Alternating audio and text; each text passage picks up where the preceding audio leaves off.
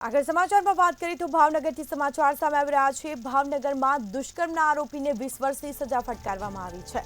તો 2.5 વર્ષ અગાઉ ઘોઘામાં આ બનાવ બન્યો હતો, જેમાં આરોપી અજયસિંહ ગોહિલને કોર્ટે સજા ફટકારી છે।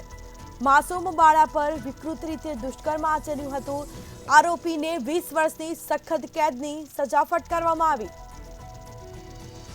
તો ભાવનગરમાં દુષ્કર્મના આરોપીને 20 વર્ષની સજા ફટકારવામાં આવી છે।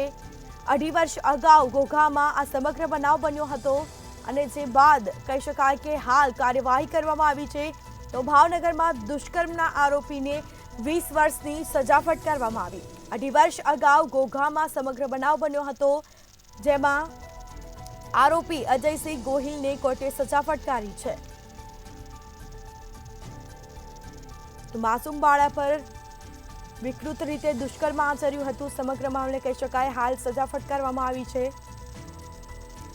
આરોપીને 20 વર્ષની સખત કેદની સજા ફટકારવામાં આવી। ભાવનગરમાં દુષ્કર્મના આરોપીને 20 વર્ષની સજા ફટકારવામાં આવી છે। તો 2.5 વર્ષ અગાઉ ઘોઘામાં આ સમગ્ર બનાવ બન્યો હતો।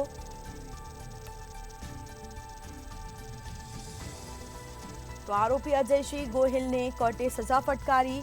માસૂમ બાળા પર વિકૃત રીતે દુષ્કર્મ આચર્યું હતું અને હાલ આરોપીને 20 વર્ષની સખત કેદની સજા ફટકારવામાં આવી।